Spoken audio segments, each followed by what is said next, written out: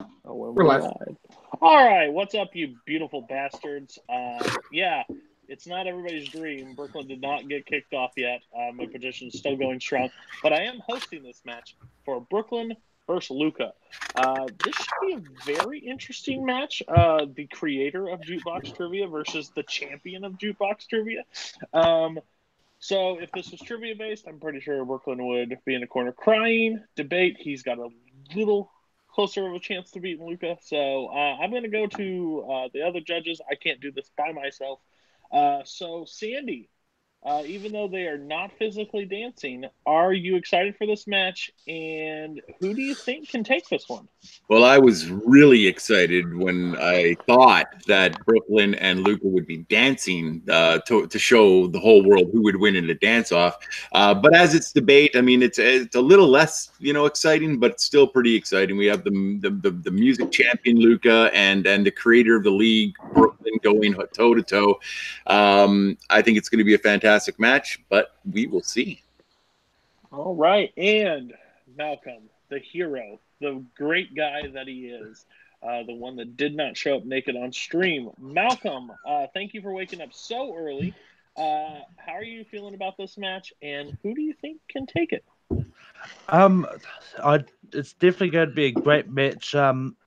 But think Brooklyn's had a lot of experience with late night and all that, and like coming out with questions for debate and even debating himself a few times. So I think Brooklyn has a slight edge, but Luca's really good as well. All right, and we'll go to the competitors. The champion, Luca. How are you feeling? And are you looking forward to kicking the shit out of Brooklyn like I dream about most every night? I specifically asked to kick the shit out of Brooklyn. This match was set up on my request, a little bit behind the scenes stuff. I said that I wanted to get into dance off, and I specifically said, "Well, I want you, Brooklyn," because that's nice and poetic, and also just because me and Brooklyn debate like kind of in between bits on jukebox matches anyway. And I like to think I come up on top usually. But yes, I'm very much looking forward to beating up Brooklyn's face so bad he has to change his identity and move to a different country. Anything's better than Canada, so it'll be a step up. Except Sandy's part of Canada. That's the perfect part. So we'll go to where he's in British Columbia. Oh wait, no, PEI or so, I don't know where he's from. Brooklyn, how are you feeling today? How do you think this match is going to go for you? And are you slightly nervous of losing in your own house? Yes, yes, and yes. I am very nervous of losing in the very own league that I created. I was very shocked whenever Luke was like, "I want to be a dance off," and I was like, "Who do you want to take on?" He's like, "I want to take on you," and I was like, "Cool, let's try this out and see how it goes." I've other than like the Weird Al match, I've been actively not looking to compete because I do have a genuine fear of just losing in my own league because I imagine that it'd do so many things confidence wise. But you gotta take that step into that fear to overcome it. So yeah, let's do this. And I think the questions today are going to be really good, very even leveled. So it's going to be a good show for the fans. That's the important thing. Good show for the fans. And this is a very interesting match because the winner of this match gets to face me in the next round. So that will be very interesting and very loud. And I feel bad for both of you. Not because you get to face me, but that you have to hear me debate for over 20 minutes about music that I know shit about. So, Luca, you are the higher ranked person. So you will decide which questions you want to go first on. I will go first on question one, the Beatles question, and the like climactic end to a film question, because I want to get that one out of the way pretty quick. Okay. So you'll go on first. And Brooklyn, which one would you like to start with? Let's start with the Beatles question. Okay. We'll just go in the order that we have. Perfect. That makes my job way easier. So okay. So we will start with the first. So basically, how the works of dance off. You will open with a 1 minute start. Then there'll be a 5 minute yell at each other and tell you whether you're wrong. And there'll be a 45-second wrap everything up how precise you need to be. There will be no filibustering. There will be no over-talking. I have actually no real things to add to most of these questions, so I probably won't interrupt and say, hey, add this. Like, tell me a little bit more about this. But if you guys are hammering the same point, I may jump in and say that for you guys. But be nice, be fair. No touching of the hair or face. I think that is also a rule. So you can smack Brooklyn. I'm actually okay with that. So we're going to start with question number 1. And it is, what song by the Beatles is the most essential? And Luca decided to go first. So, Luca, tell us what you picked. So when it comes down to it, the word essential, I think, is important here because I think essential both means to music in general and to the career of the Beatles as a whole. And what I went with was the song that I think is the most emblematic of what I think is the most important about the Beatles, which is the fact that they were a band that had a significant evolution, grew significantly as a band from their early days, doing sort of pop rock into sort of more psychedelic and experimental stuff, and more important to music because I think that it was very important in developing a lot of new instrumental musical techniques, almost started a new genre, the electronic genre. I'm going with the last song from Revolver from 1966, Tomorrow Never Knows, which is a great sort of Indian-inspired psychedelic song that used a lot of new recording and instrumental techniques, stuff like tape loops and stuff like that, and is also just an incredibly well-written song that was a pioneering piece of music for a brand new genre and style. I'm done. Padding it late night, ending early. Awesome. All right, Brooklyn, tell us what you decided to go with. All right, so I actually picked the song off of the next album from the Beatles, from Sgt. Pepper's Lonely Hearts Club Band, and I picked the synonymous. You can almost call it a duo, but they're essentially one song in its own. Sgt. Pepper's Lonely Hearts Club Band / A Little Help from My Friends. This is a great culmination of all the aspects of the Beatles that you enjoy. You get great harmonies from John Lennon. You get some innovative drumming from Ringo Starr, quirky songwriting from Paul McCartney, and just smooth, clean guitar work by George Harrison. My opponent today is stuck on the one side of the Beatles, this experimental side, which is cool, but you want essential Beatles. You want every aspect of the Beatles that it's covered, and that best song is Sgt. Pepper's Lonely Hearts Club Band. All right. Also sticking with late night's theme of ending early. All right. So this will start the 5-minute debate. I will say at the 1 minute mark, I will say 1 minute, so do not stop your arguments. Just I'm not stopping you at that point, and I will give a signal at 10. So, all right. Have at it. I think that the thing about Sgt. Pepper's Lonely Hearts Club Band / A Little Help from My Friends is that while it's a good song and a good pop song, you chose a song on one of the Beatles' most sort of magnum opus-esque albums and a very experimental album, and you chose one of the least experimental, least interesting, and least important songs. Sgt. Pepper's Lonely Hearts Club Band is a good rock pop song, but there are other songs on that album that I think are, even by your standards, more emblematic of the combined elements of what the Beatles did, like A Day in the Life, for example. The thing about Tomorrow Never Knows is that not only is it one of the most important songs for the Beatles' career in terms of their evolution, it is an incredibly experimental song at the heart. Like, the electronic music genre didn't really exist before this piece of music. I mean, it's very Stockhausen inspired, but ultimately it invented new recording techniques, like I said, that really pushed the limits of what you could do with sound. At the time, we're looking at much more traditional orchestration and then developing to a way out there piece of composition where they had to literally invent new techniques, improvise with different instruments and different recording styles that created something that is not only massively emblematic of the Beatles' evolution, I would argue really important to the development of music as a whole.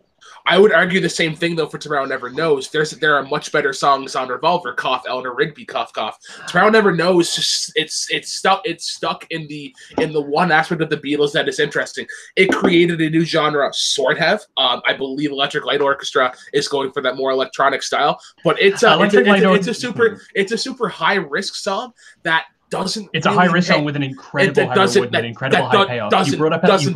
You brought up Eleanor Rigby. The thing about Eleanor Rigby is that it's a traditional orchestral instrumentation song that was done better on A Day in the Life. It is not the most essential aspect of that. That's the exact same thing, though. A Day in the Life is a better song, though. But when you think about, when I saw this question, I went to the mind frame of, I want to go to a person who has never heard of the Beatles before, and they ask, what is the one song that encapsulates everything that is the Beatles? Sgt. Pepper's Lonely Hearts Club Band. Tomorrow Never Knows doesn't capture that lovey doo-woppy, the puppy love era that is the Beatles.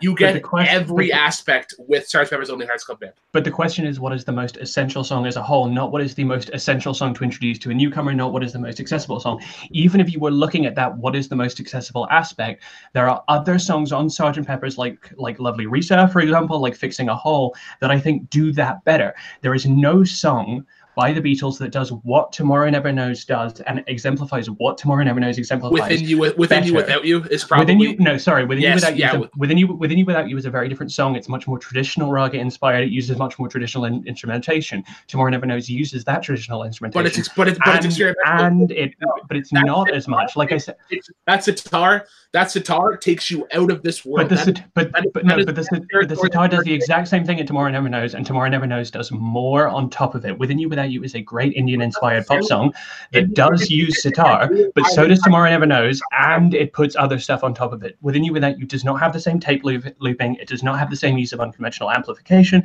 It does not have the same electronic elements. It does exemplify one part of Tomorrow Never Knows, but it does not exemplify it as a whole. And the entire sort of composition of the Sgt. Pepper's Lonely Hearts Club Band as a whole, exemplified in stuff like A Day in the Life and in other songs from other albums like In My Life from Magical Mystery Tour, do the things that A Little Help from My Friends and Sgt. Pepper's Lonely Hearts Club Band do better. There is not a song that does what Tomorrow Never Knows does better, and Tomorrow Never Knows is a more important song for the development of music as a whole. I would argue that Sgt. Pepper's Lonely Hearts. I would argue that Sgt. Pepper's Lonely Hearts. Slight filibuster. Let Brooklyn in there for just a second. Okay, so once again, like you hammer on the fact that Tomorrow Never Knows is one of the great innovative songs that it supposedly got to this genre. Tomorrow Never Knows is one of these convoluted messes where it's a lot of noise. The only highlights of it are Ringo's good drumming and John's vocals in it. You don't really hear a lot of George Harrison, and Paul McCartney is nowhere to be found in this. When you think of the Beatles, you think of the four lads from Liverpool. You think of each person as a key piece. One is not a megastar with the backing ones. With Sgt. Pepper's Lonely Hearts Club Band, you get each person has their moment to shine. With a little help from my friends, it is one of the best Ringo songs ever. But it's still a Ringo song. It's still a very simple, very basic, very fundamental song. And Paul is on Tomorrow Never Knows. He's in a lot of the piano work. He wrote the song with Lennon. He did. Yeah, but so McCartney wrote Tomorrow Never Knows with Lennon. He's there in the song. Okay. All right, guys. You're gonna have 45 seconds. Try to wrap this up. Why this is great for the Beatles. Why are this the essentials? Just make sure that's mentioned fully through your closing. 45 seconds. Starting. For who? That's just me. Because you led for Brooklyn will start. So 45 seconds, Brooklyn. Go. While my opponent is stuck on the thought that Revolver is essentially the album with the highlight of being Tomorrow Never Knows as the essential Beatles song, Tomorrow Never Knows is stuck on one aspect of the Beatles that is interesting and creative, but it doesn't encapsulate the whole career of the Beatles. With Sgt. Pepper's Lonely Hearts Club Band, you get every little thing. You get horns, you get guitar riffs, you get great harmonies, which is part of what the Beatles are known for. My opponent, once again, was consistent on A Day in the Life is the better song. That is not the question. The question is not what is the best song of the Beatles. It is what is the most essential song. And Sgt. Pepper's Hearts Club Band / A Little Help from My Friends covers every aspect of what the Beatles have been: a love boy band and experimental. All right, awesome. Luca, 45 seconds. Tomorrow Never Knows is the most essential song in the Beatles' career because it is the point at which they become a more serious, more experimental, more expansive band. It's the point where they become a more developed, more full band. Sgt. Pepper's Lonely Hearts Club Band / A Little Help from My Friends is a collection of songs that is from a period where they should be growing. They should be at their point of growing, and it specifically looks back to an earlier time. It is reductive, it is regressive, it is conservative in a way that they really should be past by this point. I mentioned Day in the Life once because it does all of the things that you say Sgt. Pepper's / A Little Help from My Friends does better. It has more of the cheeky songwriting in the interludes, and it has more of the orchestrated elements. The song that you're talking about does not even bring in the psychedelic elements that they brought in before, so it is not a complete summary of their career as a whole, or important for them, or important for the genre. Whew! This is exactly how I thought this debate was going to go. You all made my head hurt with all your musical knowledge, so I'm not going to lead off with my answer yet. I'm going to actually start with Sandy. Sandy, based on the arguments, who do you think made the best argument?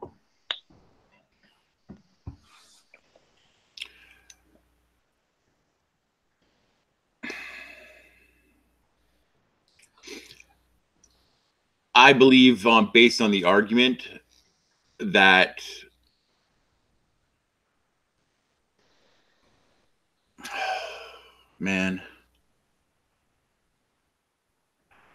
based on the argument, I think Luca gets this point. I thought that he did a better job explaining why his song was more essential than Brooklyn did. And I think that he, I think that it was just more clear to me through Luca's argument about why that song is more essential to Beatles than Sgt. Pepper's Lonely Hearts Club Band. So my point goes to Luca this round. All right, I will go next. It was really to steal Malcolm's pretty much turn. This was tough. I am going to side with Brooklyn on this one. I think Brooklyn, he didn't have a ton of jabs. Both of you guys painted the picture well, but some focused on something different. And yours is a lot of experimental. Kind of how I got it from Brooklyn is I got the painting of the Beatles and why this song fits with the Beatles, why this is the essential for the Beatles. Again, I'm not a Beatles fan, so you guys had to pretty much just sway me on either or. So I have to go with Brooklyn. I think he just painted the picture a little bit better. Luca got stuck on like the best song or the most experimental song, even though he threw out so much knowledge on it. And I thought that was really great.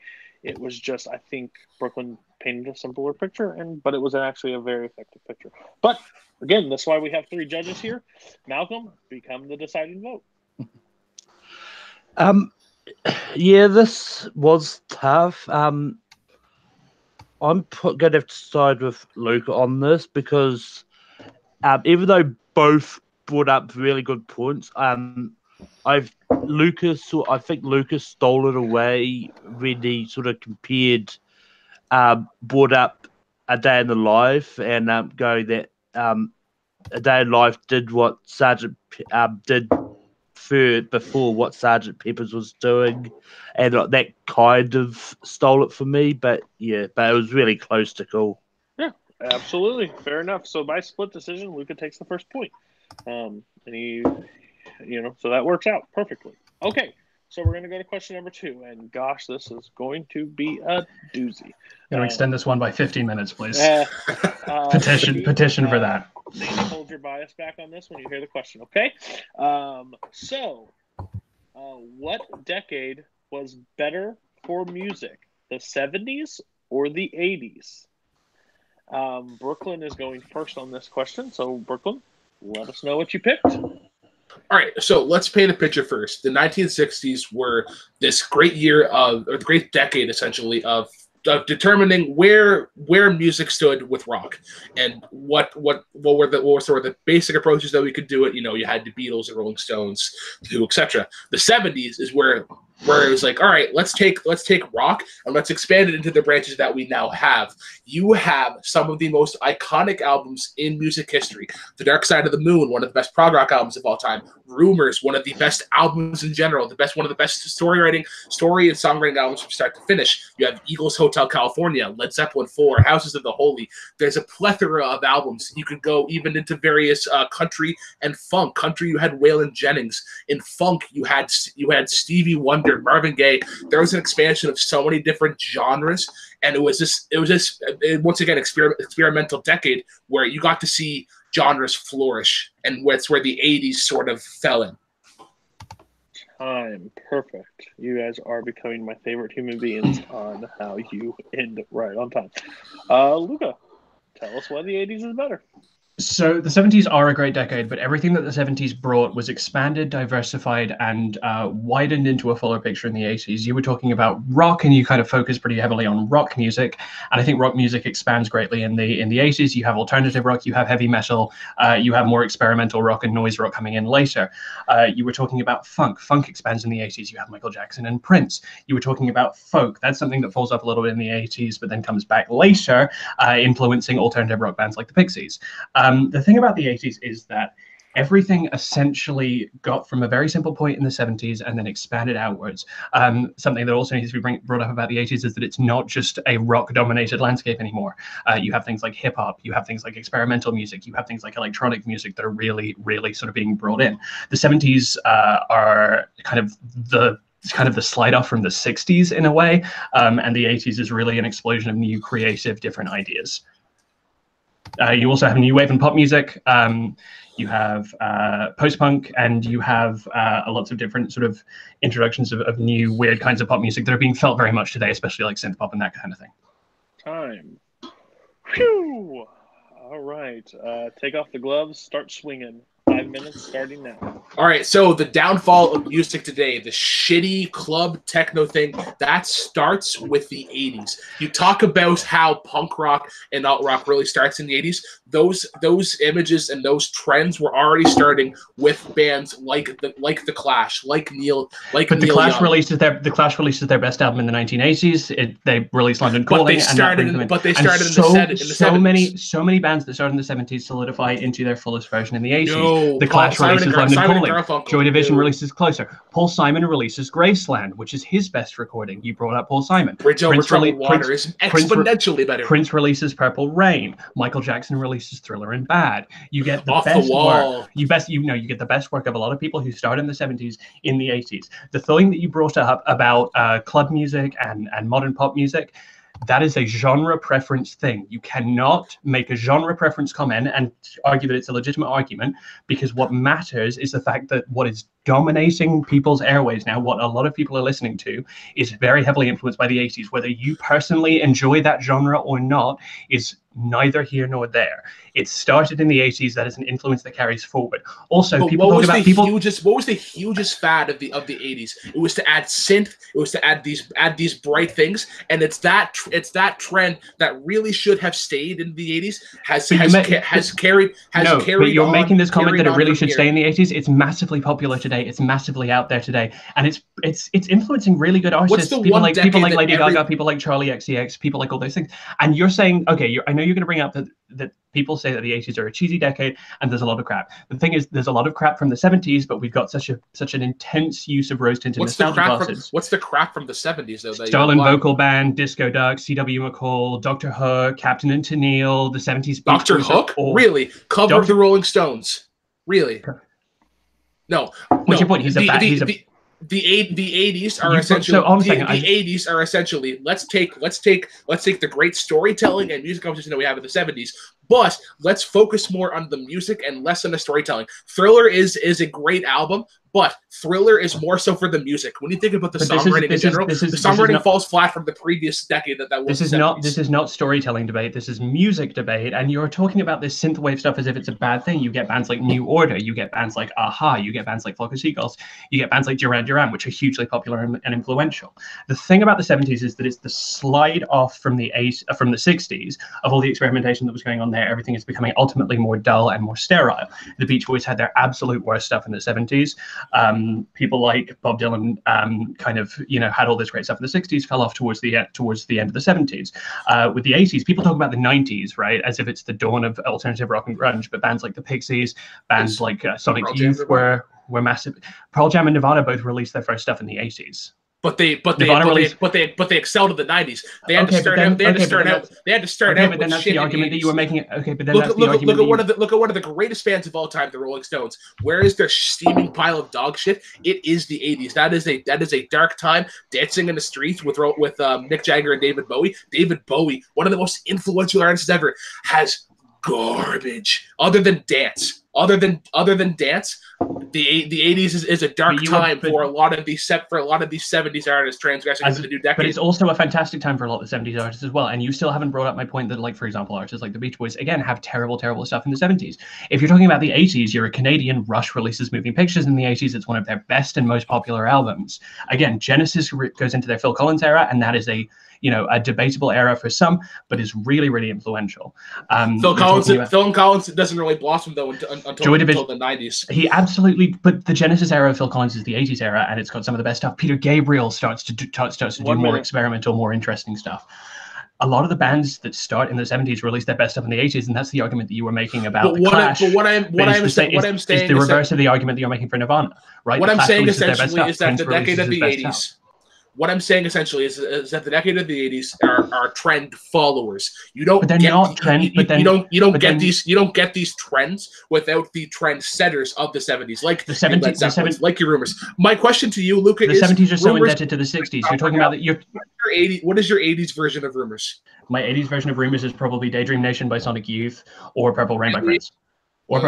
They're two of the greatest albums of all time.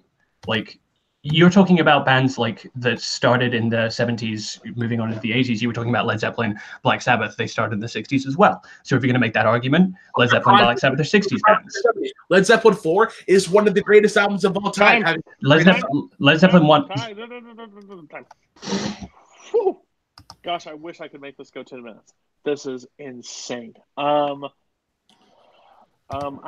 running the show tonight. I'm making the final closing a minute. So for this exactly, because there's so much more. I wish I could make it a minute and a half. But I'm going to make it a minute. Please make it as precise as you can. I get it. You guys are mentioning a ton of. You both have mentioned a ton of places, a ton of artists. Okay. Now, just break down why that was the best for music. Like, what did the 70s add to music? What did the 80s? Kind of like that. I think that would be a better for us because we already have a lot of artists in our head. Not talk about the other decade. Just talk about our decade. Is that what you mean? You can rebuttal. You can take it. Maybe you can say why it was bad for what it did, like something like that. Like, do more counterpoints. Don't list IMDb. Don't list discography. Sure. Don't list those things. That's rough right now for I think all three of us. So basically, it's a minute. Luca is going to start. So 1 minute. Start when you're ready. The 70s is the era of the cheesy novelty song and the political music of the 60s losing its edge. In the 80s, it's not such a rock-focused genre. It's not such a rock-focused scene, right? It's not so focused on just guitar music. You get such an incredible expansion where music is no longer just about 5-people bands with guitar, bass, drums, and vocals. You have electronic music. You have experimental music. You have more progressive post-punk music. You have genres that start in the 60s and 70s, like punk music, expanding outwards, like pop music becoming far more experimental, far weirder. There is a greater degree of influence on not just pop acts, but also rock and hip hop acts from the current era coming from the 80s.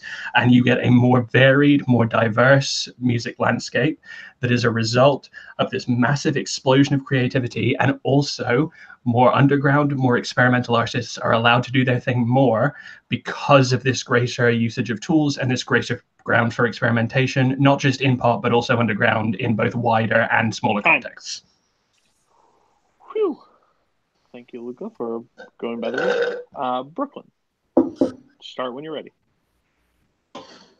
So while my opponent today focuses essentially on rock and different subgenres of rock, and how essentially the 80s is take the 70s but add synth and add pop. He's pop, whereas the 70s took the basis of rock and expanded it into different genres. You have, once again, your Pink Floyds, your Fleetwood Mac, great songwriters, but you also have different genres. Funk thrived in the 70s. Disco thrived in the 70s. Country thrived in the 70s. Waylon Jennings and Willie Nelson thrived. You had people like Elton John, these ballad piano heavy people, your Billy Joels of the world, Meatloaf, rock operas. I didn't even talk about Queen, Night at the Opera.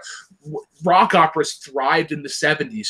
You took the basis of rock and you added in these different genres and these different approaches of how you can go about doing it. 80s are trend followers.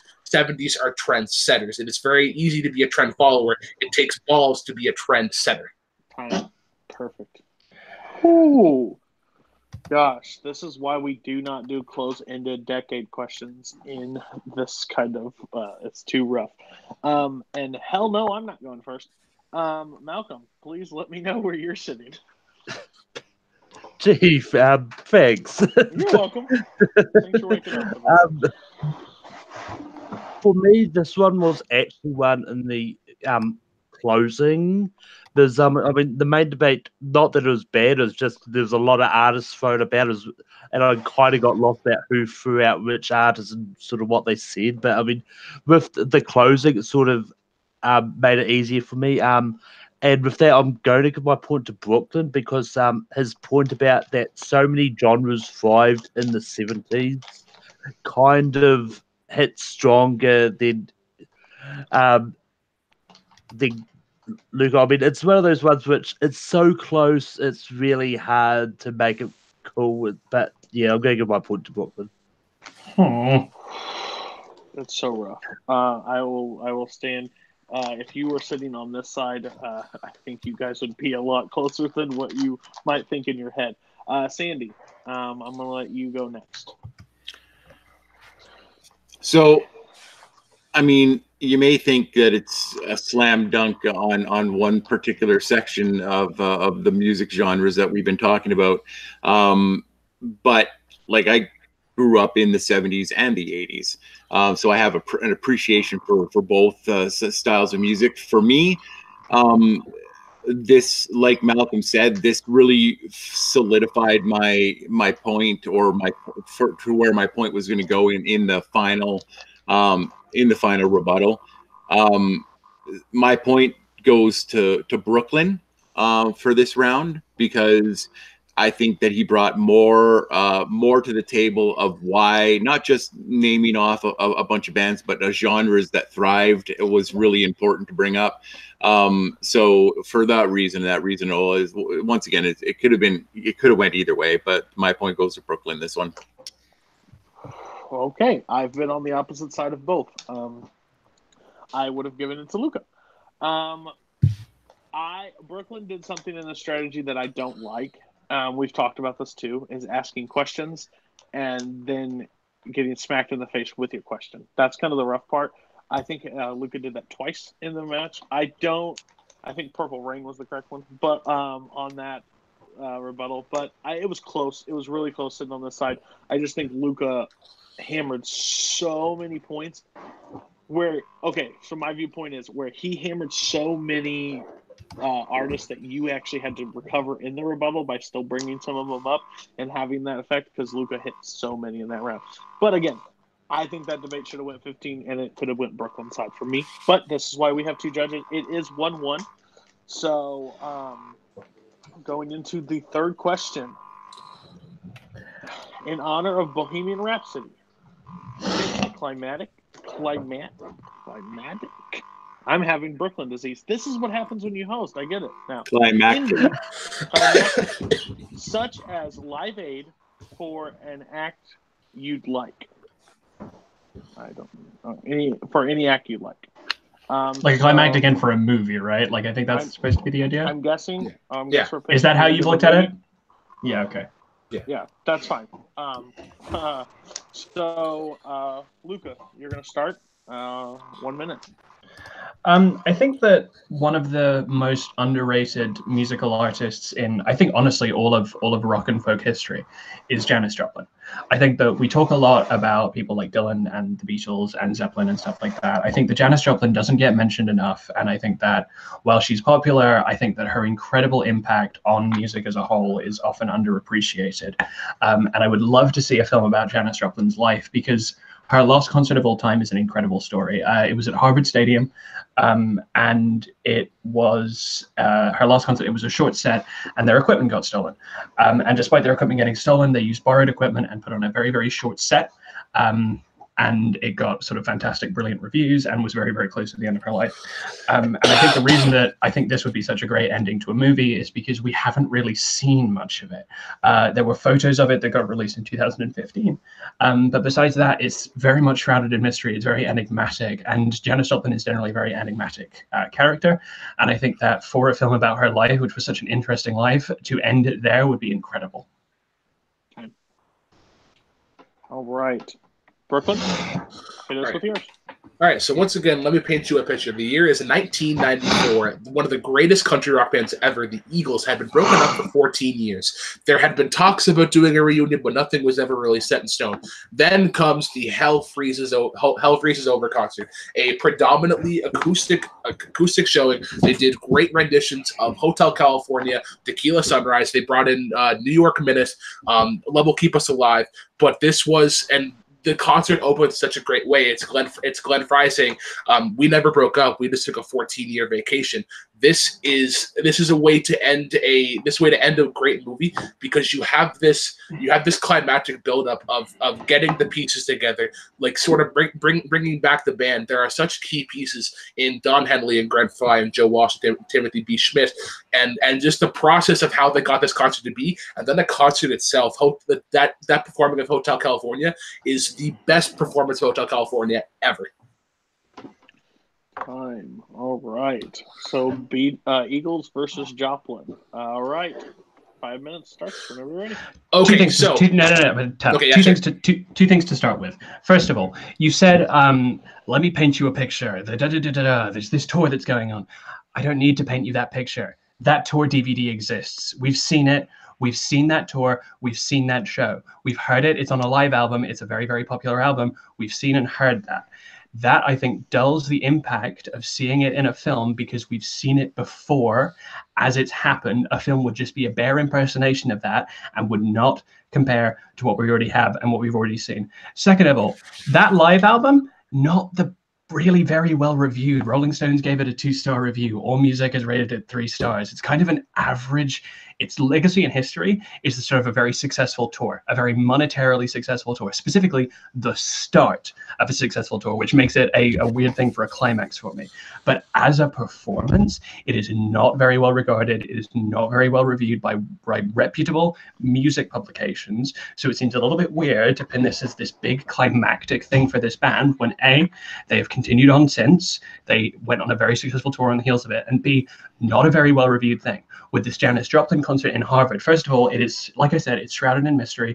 It's enigmatic. We don't know a huge amount about it. We have reports and we have pictures. And putting that to life on screen with an incredible performer, with an incredible band, with an incredible character like Janis Joplin was, and truly getting a sense of finality, of climacticness with it, that this was the end of her career. This was close to the end of her life, but she apparently put on an incredible performance. She wasn't visibly inebriated. She went down in class and style after an incredible story of having their equipment stolen and using this sort of communally acquired borrowed equipment to put on an incredible show for an intimate crowd of people, is, I think, a beautiful moment to show on screen as the climactic act of a woman whose career was fundamentally defined by intimacy, by communitarianism, and by this quiet, enigmatic beauty. All right, Luca. So here we go. Here are my problems with Janis Joplin. First of all, it's really hard to end a movie like that on the concert itself of Janis Joplin. You really have to end it on the death and just the impact that she's made, especially like being part of the 27 Club. Second of all, the concert itself, not a lot of people know about it, so it's a super low risk thing.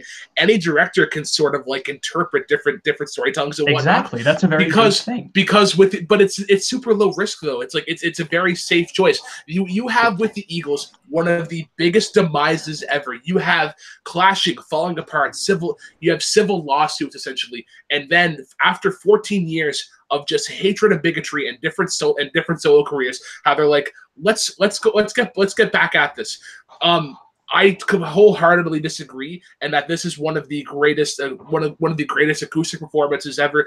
Eagles have been thriving as one of the greatest band of harmonies, and you think about the way that concert goes, and the uproar that you get from Hotel California is one of the greatest. Okay, but you're talking about one performance of one song, and fair enough, I understand where you're coming from with that. But like I said, you don't have to imagine it. I have no idea why anyone would watch a performance like that being appropriated by performers when we have the actual performance on DVD. Yeah, we have Live Aid as well. Bohemian Rhapsody is still a thing. Bohemian Rhapsody is not very successful and not very well regarded because it takes so much of stuff that is already well known and already solidified. Bohemian Rhapsody has not been a well received movie because it is just kind of recycling, because it's still not massively well regarded, certainly not as much as it was expected to be, because it takes so much stuff that we already know, that we've already seen, and puts it on there. The thing about doing the Eagle stuff is that you're taking something that we've already seen. You say that it's a low risk thing to sort of film a concert that hasn't been seen nobody before. knows about the concert though. Like but the only people do know. the only aspect of Janis Joplin, like that concert that I really enjoy is the acapella. Oh Lord, won't you buy me a Mercedes Benz?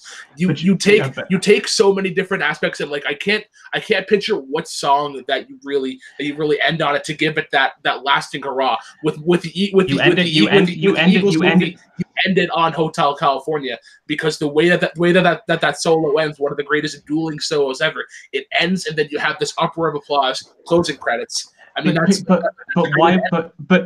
honestly, Brooklyn, why would people watch that as opposed to just watching the concert DVD? Because like, honestly, and also drama. People like conflict, and they like having this good ending. Look at something like Straight Outta Compton. Straight Outta Compton was one of these things where it was the rise of the band, and then the broken pieces with Ice Cube, Eazy-E in general, and then they get together. You see the result of aftermath, and you have this good. But Straight Outta Compton, much like this Janis Joplin thing, is okay. Sorry, time. Okay.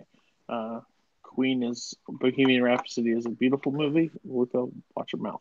I'm just saying that it's not as well regarded as people were expecting it to be. You're 100% right. Okay, so 45 seconds.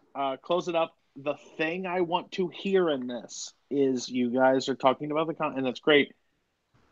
Tie it into like the movie aspect. I get that we hit that a little bit, but let's drive that point home in this 45 seconds. Brooklyn, you're going to start.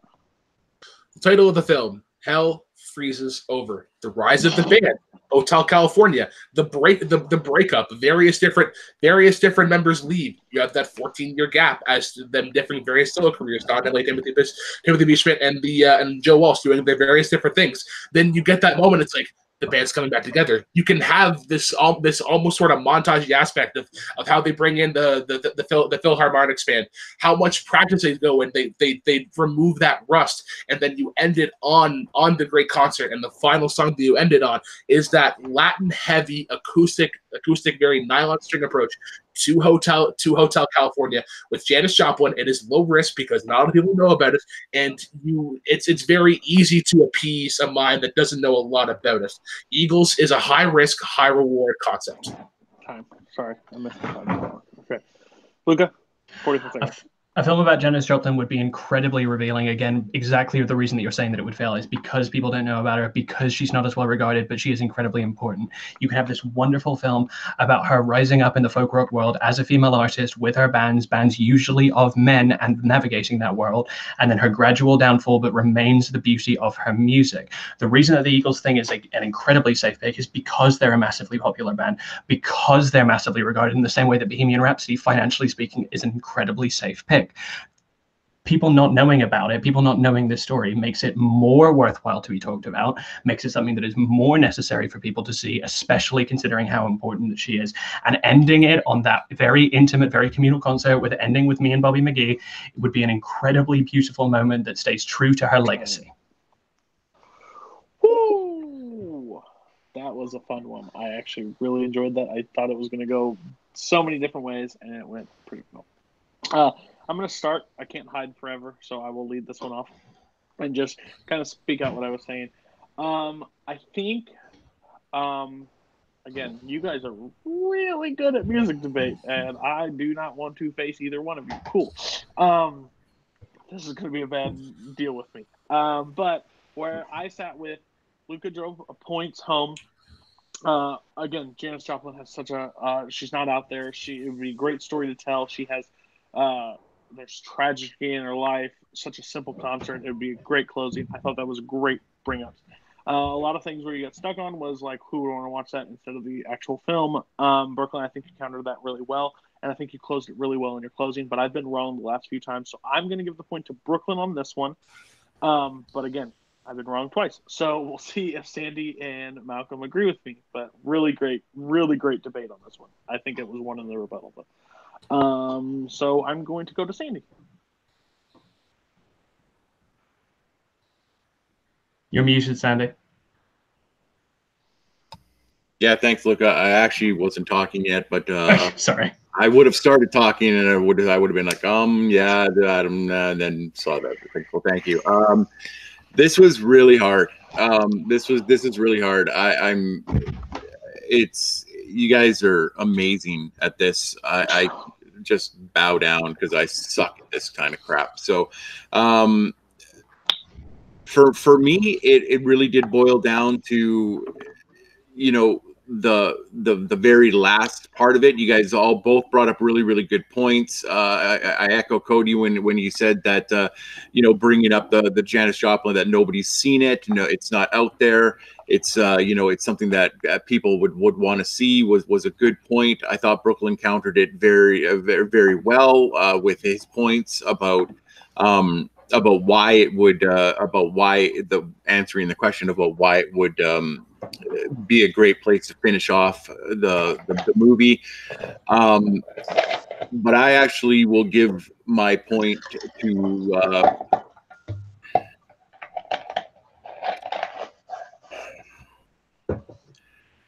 I'm actually really surprised at this, just because I am going to give my point to Luca, because I think that's something that hasn't been heard, or very lightly has been heard, and I can I can go and pull up that that one concert and watch it where I can't with the Janis Joplin one. So very narrowly, I will give my point to Luca on this one. Fair enough. Malcolm, all right, you get to decide this one. Yeah, this is tough. I'm going to preface by saying that I really want to see both of these movies. They both sound really interesting. I mean, this was hard. But I mean, I'm probably going to give my point to Luca as well, because I mean, like, just for the same reason Pure said his points, he brought up the point that it hasn't been seen, like no one really has seen it. He even the comparisons to Bohemian Rhapsody and that, like, financially it hasn't been doing that well because of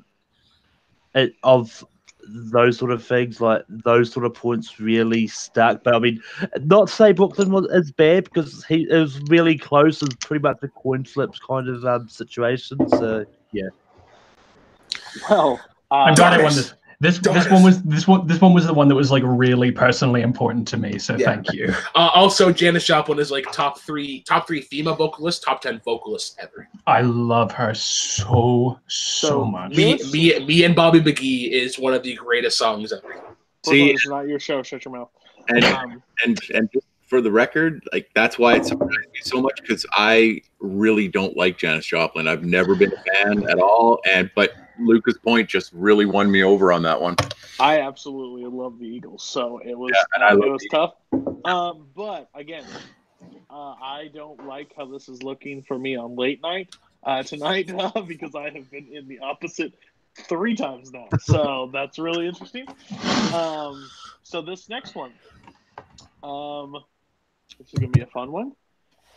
And Brooklyn's starting off. So what group is the most important to the hip hop genre? And Brooklyn, you're going to start, I believe, right? Yeah. All right. So it has been depicted recently in the film Straight Outta Compton, but a band that I will not name entirely because it is offensive for me to say it. But NWA is the greatest rap group in hip hop. You have one of the greatest music minds, producers ever in Dr. Dre. You have phenomenal rappers in Ice Cube and Eazy-E. These guys brought home a message, and these guys changed the way we look at hip hop, because when you look at before NWA, it was dirty for the wrong reasons. It was like getting with your girl, like at the clubs. You guess, like you look at the era beforehand, people like LL Cool J, where it's like, I'm trying to be bad, but my lyrics are kind of clean. And my opponent today, Luca, is going to be arguing a band, but he really should be arguing Sugar Hill Gang because it's essentially the same thing. All right, patented late night. That was a very interesting opening. So, Luca, your turn. For interesting, read wrong. NWA, very, very important band. Don't get me wrong, very important group. But ultimately, if I was going to go for a hip-hop group, I wanted to go with a group that really defined the genre, really created the blueprint from which hip-hop came from, really started this movement in a big way, and particularly the movement of the hip-hop group. There were hip-hop solo artists before, and there were groups before, like you said, the Sugar Hill Gang, that were defined by one song. But the hip-hop group dynamic, as sort of it lines in with the 5 pillars of hip-hop, are defined by Grandmaster Flash and the Furious Five, a New York hip-hop group from the late 70s and early 80s that really brought this idea of hip-hop to a wider community, widely regarded among the most influential hip-hop acts. They're in the Rock and Roll Hall of Fame, for God's sake. Grandmaster Flash and the Furious Five, the most important hip-hop group. And I think you're talking about Rapper's Delight, which is a fantastic ditty. I love that song. Sure. But okay, so sure, the Sugar Hill Gang are a great song. Yeah. Oh, disrespect. No, it's okay. Okay, guys. So you got 5 minutes. Again, this is game point. If Luca wins it, the match is over. If not, we will go to the speed round. So start whenever you're ready. Okay, you've started the last couple times. Let me do the talking off first. Yeah, sure. I started the last one time, but okay. Oh yeah, okay, yeah, fine. Anyways, that's neither here nor there. First of all, the problem that I have with the Grandmaster Flash, the way that they actually rap, the pop pop pop pop pop pop, like they have a lot of these pops.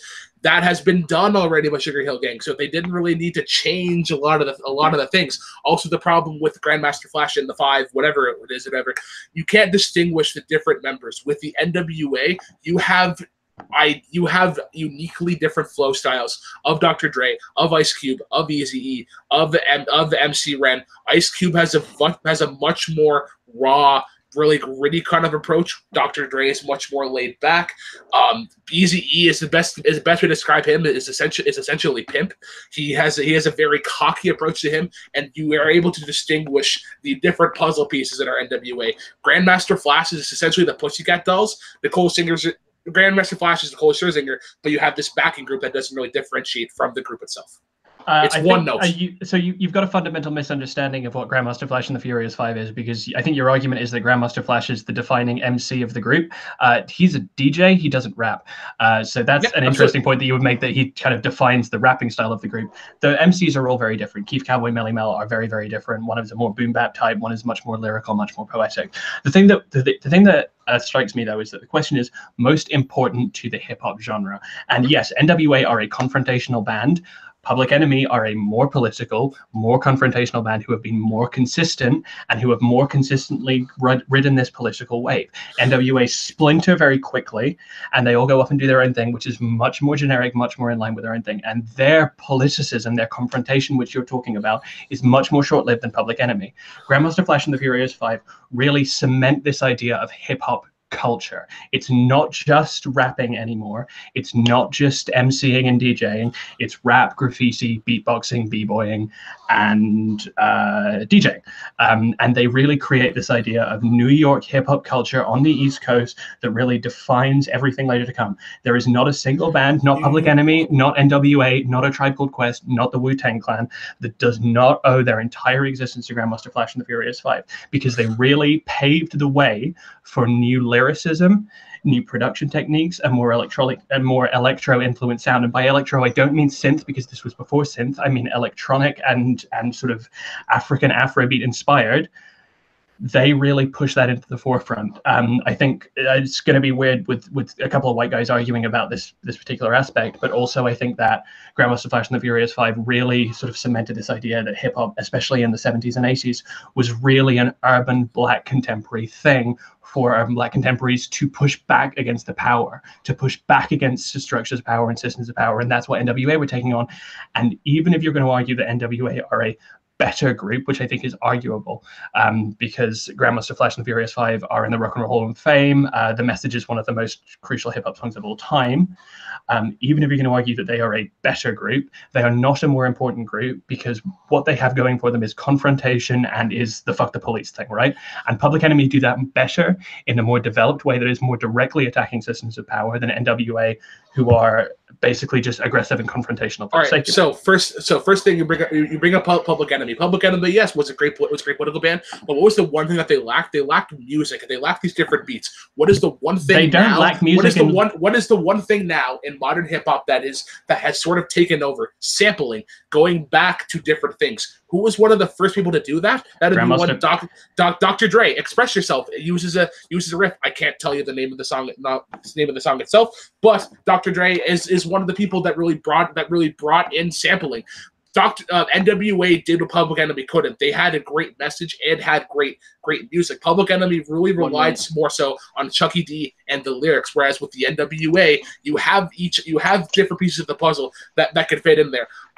With Grandmaster Flash and the Furious Five, yes, Grandmaster is a DJ, but there isn't like different members don't really bring different things. There's a coagulative theme. They might have different rapping styles, but altogether the message is essentially different. The message of NWA, the message of NWA is always unilaterally the same. That's the entire point. They are a collective that is pushing for a specific ideal. And what I'm saying is that specific ideal was pushed by Public Enemy better. If you're saying that there is more thematic definition, that's certainly the case in Grandmaster Flash and the Furious Five, because some songs are political, some songs are storytelling. NWA don't have that differentiation. Mm-hmm. They don't have that difference between storytelling songs. My 6'4" is not a political song. That's what being a pimp. Brooklyn? Did I do that? We will not do this tonight. No. Okay. 45 seconds. Luca will start. Oh, do I start on this one? Yeah, I believe so. Yeah. Yep. Okay. So 45 seconds. Again, try to come the question. Just why it was the most important. Ready? Set. Whenever you're ready. Grandmaster Flash and the Furious Five are the most important group to the hip-hop genre because they invent the idea of the hip-hop group in a big way. The Sugar Hill Gang are defined by one song. Grandmaster Flash have two incredible albums that define the shape of hip-hop to come, essentially. They influence even the early pioneers, like Big Daddy Kane, like Eric B. and Rakim, like Slick Rick, and they influence people further down the line, like your NWA, who, again, a worse, weaker, less important version of Public Enemy. Grandmaster Flash are the most important group in hip-hop. NWA are not even the most important political group that started in 1986 that we're talking about anti-government and anti-police sentiments. Nope. Don't want it. Good. Fair enough. All right. Stop 10 seconds early. So, Brooklyn, let's see what you got to say. So while my opponent today affects on the musicality of Grandmaster Flash and the Furious Five, it had been done previously by Sugar Hill Gang. They like to really hammer it, but Sugar Hill Gang was a one song thing. The thing is though, they did it first. Grandmaster Flash could easily take that approach. The pop. What really got them there. NWA did the Public Enemy couldn't. They had a great political message as well as having one of the greatest musical minds ever in Dr. Dre. I mentioned it before in the free form, and I'll mention it again. Sampling is one of the biggest things in modern hip hop today, and one of the greatest minds ever, Dr. Dre, was one of the first ones to do it in Express Yourself. Each member is distinctive in his own puzzle piece, whereas Grandmaster Flash sure has different gears, but they're all going towards the same thing, and he wants to bring on the three time. Yeah, sure. I missed the time. Damn, I don't want to face either one of you. Hippie. Also, by the way, Brooklyn, that pop thing you're talking about is called boom bap. Just to let you know, it's called boom bap. Yeah, I give a hip because it's boom bap. Malcolm, I've let you have to to decide a few of these. I'm gonna let you start. Let me know what you're thinking and who won this argument. Or are we going to where every other dance off has went before the speed round? So, yeah, this is tough because because both of these are pretty important in my opinion, for different reasons.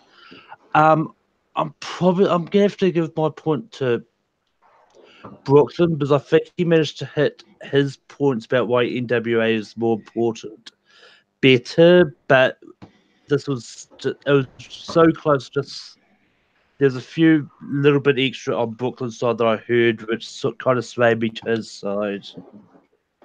I will go next. I'm also going to give my point to Brooklyn.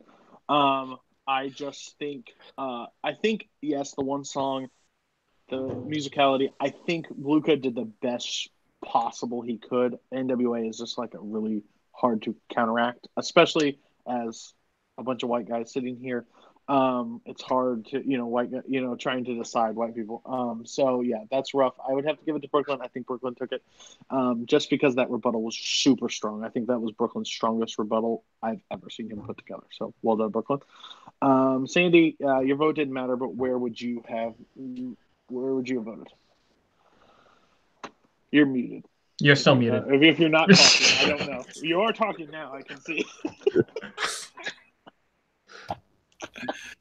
Well, hello. All right, I'm back. All right, I don't know who that person was, but for all the points that Cody made, my boy was going to go to Brooklyn as well. The rebuttal is like he said, probably one of the best rebuttals I've ever seen Brooklyn put out. So for those reasons and those reasons only, once again, a super close point, but it goes to Brooklyn on this one.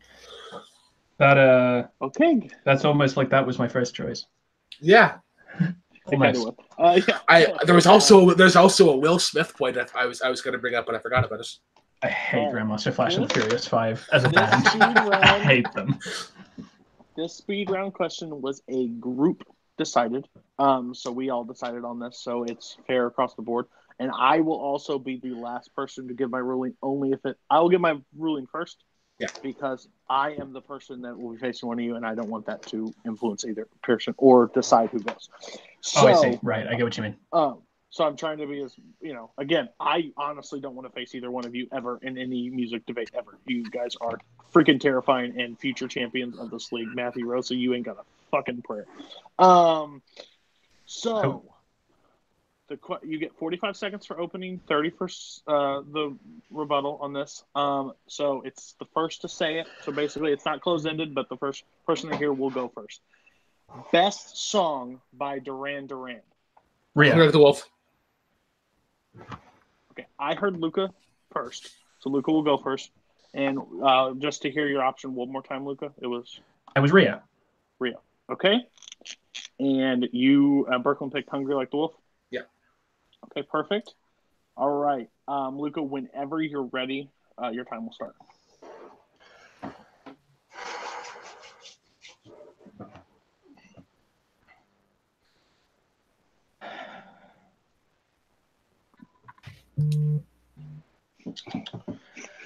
So the thing that makes Rio the best Duran Duran song is that Duran Duran were the band of the synth pop and new wave era that really incorporated rock and pop under the same umbrella, and used the synth very much like a guitar instrument with a defined attack to it. And Rio has that, but it also has the incredible sweeping choruses of the synth pop and new wave era. It is a great fusion between rock and pop music in the way that Hungry Like the Wolf leans too much on one side. It has their best chorus. It's one of their biggest singles of all time. It's definitely from their best album. It's got one of their greatest music videos, which in the 80s is very important because it's part of a whole package. But the thing that makes Rio the best song by Duran Duran overall is because it's got an incredible middle ground between rock and pop. It uses incredible saxophone instrumentation as well as synthesizers and guitars and piano. Brilliant piece of composition.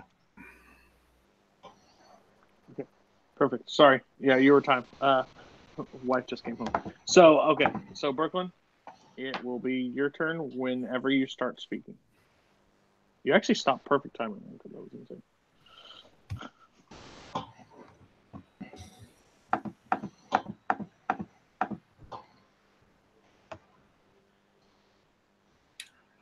My opponent today argued a song that is essentially combining rock and pop. Hungry Like the Wolf combines rock, pop, and funk. That bass line in the chorus is one of the most recognizable of Duran Duran's discography. Hungry Like the Wolf has more of a story.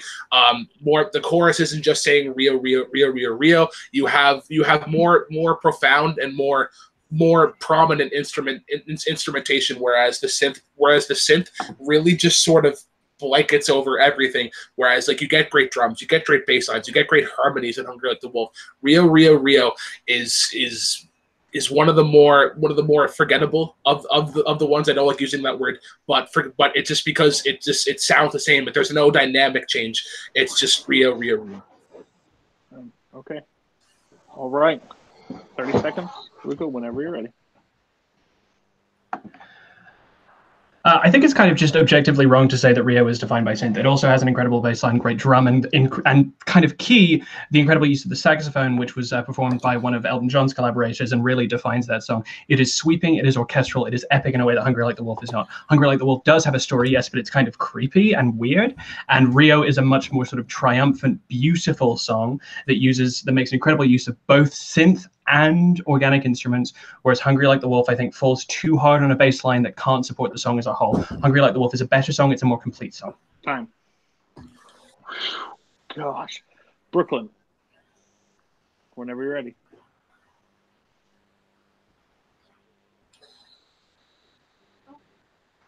Duran Duran has always been this sort of weird out band. They always like sort of stick out like a sore thumb. And these lyrics, and especially in the chorus, when you go to play this at a bar, you have everybody singing "In Touch with the Ground," "I'm on a hunt down after you." You have everybody singing "Hungry Like the Wolf." This is a song that takes more of a risk in the chorus. That Rio Rio chorus just doesn't really do anything for me. Just provoke emotion. Time.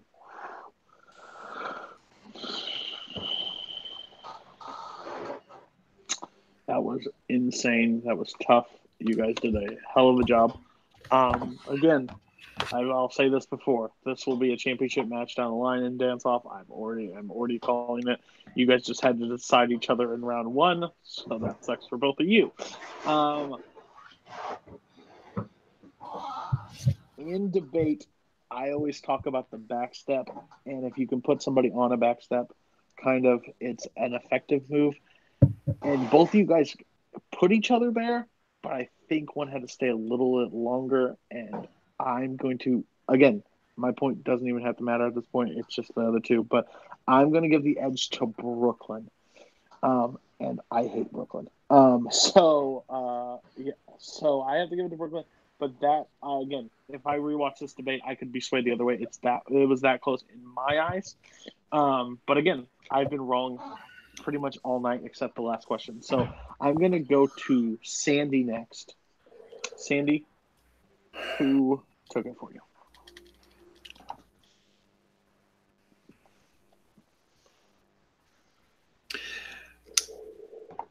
In this case, I have to give my point to Luca.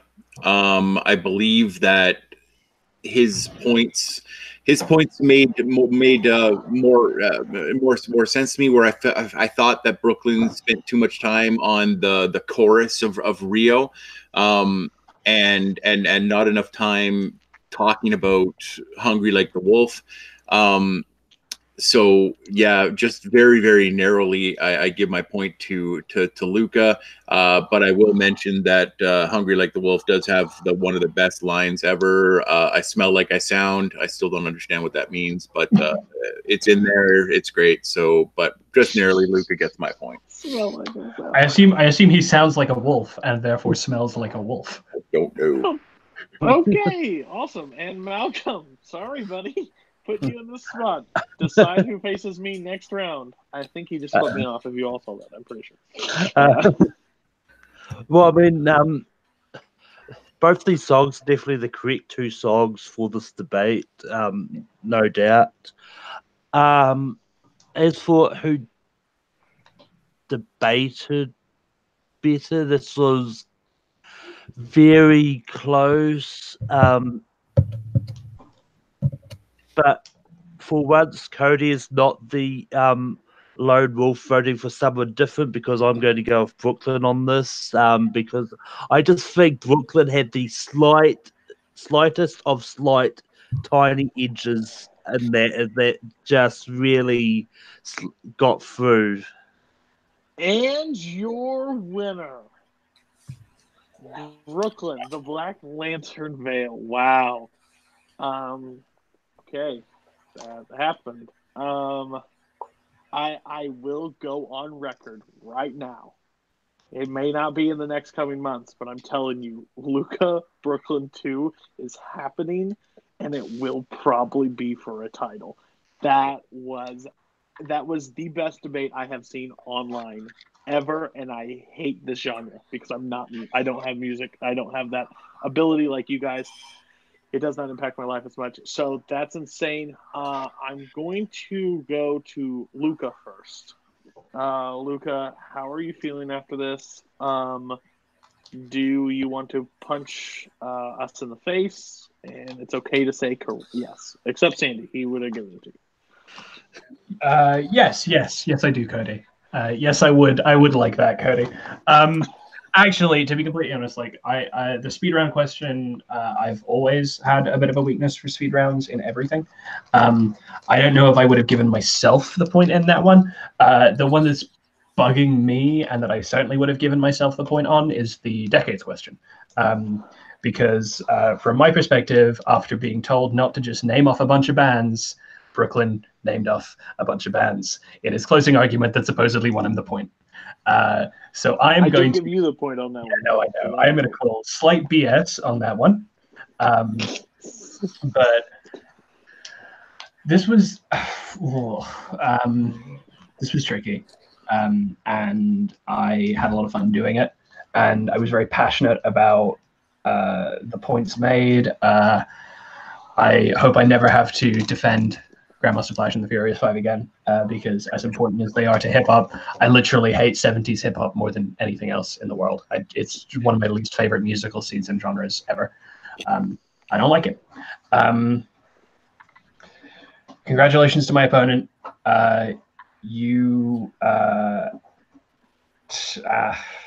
You exist, and somehow, despite the best efforts of all of nature, you continue to exist, and will for a long, long time.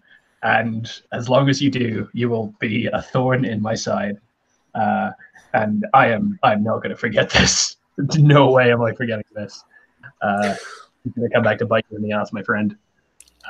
I am pissed off. Again, so actually, I don't think Full Metal will be the first to get Brooklyn versus myself.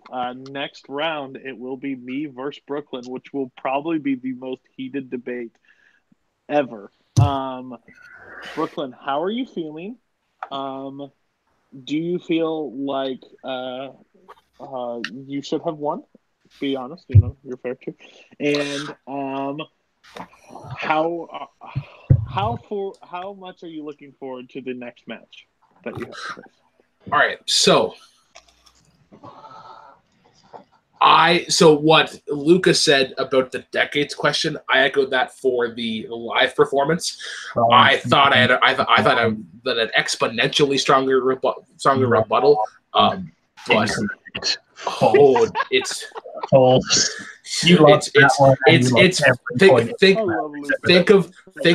think of why Guardians of the Galaxy is one of the greatest franchises ever, because there's not really a source material to go off of that's well known by society. The speed round, I knew that I had the edge in speed round tactic, but whenever I heard Duran, I was like, fuck, Luca has the edge there, because I imagine Luca knows more about Duran than myself. Thankfully, he did not pick Hungry Like the Wolf, the one that I enjoy the most. I smell like a sound. I was gonna be really sad if I lost this one, because I like I've said before, I have a general fear of just losing in the league that I created. But I was like, even if I lose today, I'm really happy with my performance. I think Luca and I had a great debate. We were gentlemanly, like we gave each other time. We didn't interrupt each other a whole lot. I will gladly take you on again, and I imagine it's close. Like I imagine that we could easily do like a best of 7, and it'd probably come down 4-3.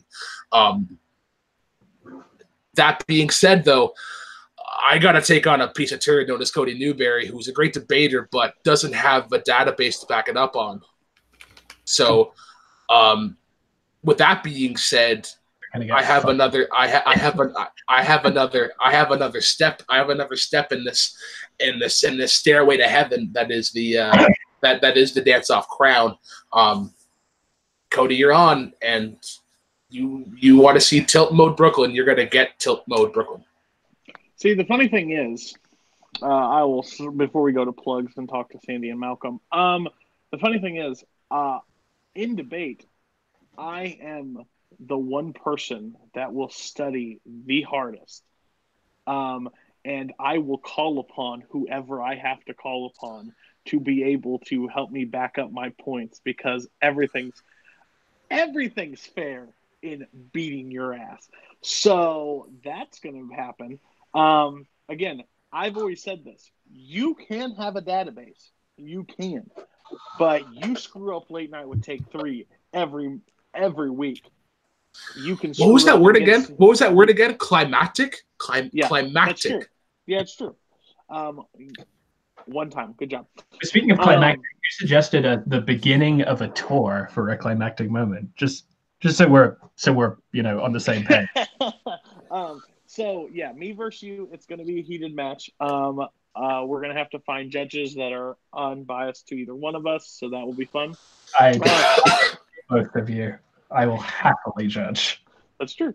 I don't want Rosa anywhere near the desk. So I respect Luca. I do not respect Matt. But yeah, it's gonna be a fun debate. Me and you. This is your house, so it's in my wheelhouse, so it's gonna be an interesting debate. I think it's gonna be a lot of fun. I'm excited to get you in full tilt mode, so then I can just ram your head into the wall. Sandy, Malcolm, how do you think today's match? Do you guys agree with me that later down the line you could see this as a championship match, or especially Luca versus Brooklyn too? Because after this, they will both have a loss on their record when Brooklyn loses to me, so they actually could match up stat-wise. So we'll go to Sandy first. 100%. Yeah, I can definitely see this being a championship match down the road. I mean, you know me, I'm not the best or like debating all that much. I love judging debates even less. It's never fun because I always feel like I'm hurting somebody's feelings. But in this case, I don't think anybody should have their head down because they played amazingly and going to sudden death. Yeah, I can't wait to see this too. And I got to be honest, I'm actually looking forward to seeing Brooklyn versus Cody. That would be, I would have been looking forward to seeing either one of them take on Cody, but I mean, this is going to be a special treat. So, and Malcolm, how do you think today's went? And do you think this could be a championship match later down the line? Oh, most definitely there can be another match, and if it ends up being a championship match, that would be even more fun. But I mean, this was a great debate, and once I take care of Matthew Rose, I'll be happy to face either one of you in the finals. So. I love it. All right, so we're gonna get plugs, and we're gonna be out for today. I didn't check to the chat because this is pre-recorded, so I know Cameron Holtzman is in the chat right now, so I appreciate you for staying this entire long, and probably Jonathan Peck. The cool guys probably did as well. Allison Grindstaff probably as well. go to the winner today. Brooklyn, where can the good people find you? You can find me on Instagram and Twitter at TheRealBK10, the number, not the words. And once again, Cody, imitation is the greatest form of flattery, so I thank you for flatterizing me. You can also find me on Take 3 Productions, running not one but two shows, Jukebox Trivia on Mondays, where we do various music trivia, debate, and countdowns. Be sure to check out the episode that will be dropping the week after this one, which will be Malcolm versus Matthew Rosa in the same final for the Journey to the Crown. And Late Night with Take 3, various topical podcasts of pop culture. Be sure to check out the episode that we are doing the week after, which is going to be actually Cody's choice, because he won the Movember challenge of how many days I got to grow a mustache before my wife asked me to shave it off. You can also find me on Multiplex. I had a great movie Warzone match against Matthew Rosa. Also check out Phantom TV or up against Harley Bork. And on Full Metal Random, I had a great Nintendo Iron Man match against the brother of the one Jeremy Adams, Lucas. I forget your last name. I'm really sorry, but you ended it. But it was a really good, really match.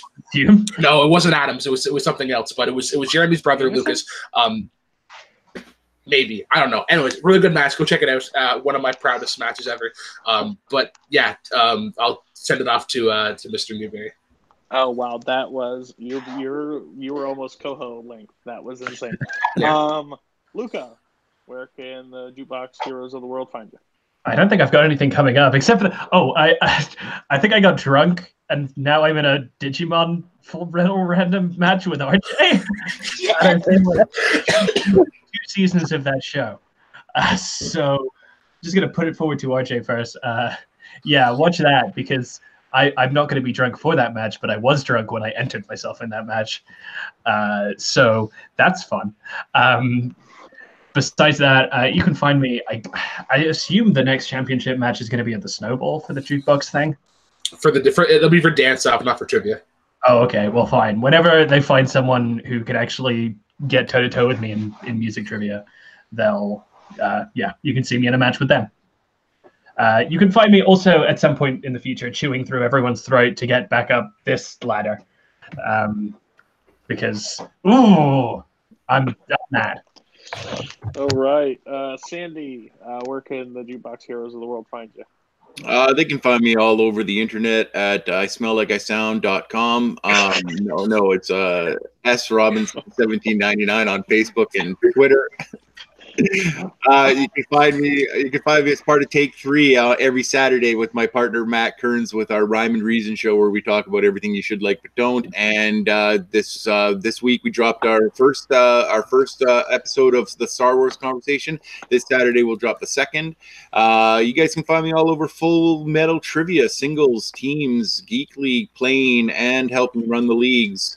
And on every Thursday, except for this week, which will be tonight, on Take 3, Late Night with Take 3, which I love all the time. So thanks so much for having me today. Yeah, that's it. Malcolm, where can the Jukebox Heroes find you? You can find me all over Take 3. I host my own show, Rankum. Last night we did Harrison Ford performances. The week before we did MCU. We've got a Christmas month coming up. You can also find me on doing trivia on Multiplex and Full Metal. And I was in a Harry Potter Full Metal Random match coming up, and also on Twitter, Letterboxd, and Stardust at Melkor. All right, and you can find me on Facebook at Cody Newberry. You can find me Wednesdays doing watch along next. After you watch this, we'll be doing Princess Bride. Thursday, Late Night with Take 3, and you can find me to rewatch the Survivor Series plot. Friday, you can help me see me do Full Metal Geek. I help over there. Sundays, you can find me as the grumpy old man in the corner that disagrees with everybody's choice on Rankum. And you can find me backing and being an actual manager to my client, Robert the Hobbit Parker, as he's going to defend his fandom fight belt and win his team belt, while Brooklyn sits there and watches Ed just rack up losses. So, yeah. So, for me, for Luca, for Brooklyn, for Sandy, for Malcolm, drive unsafe. Drive safely.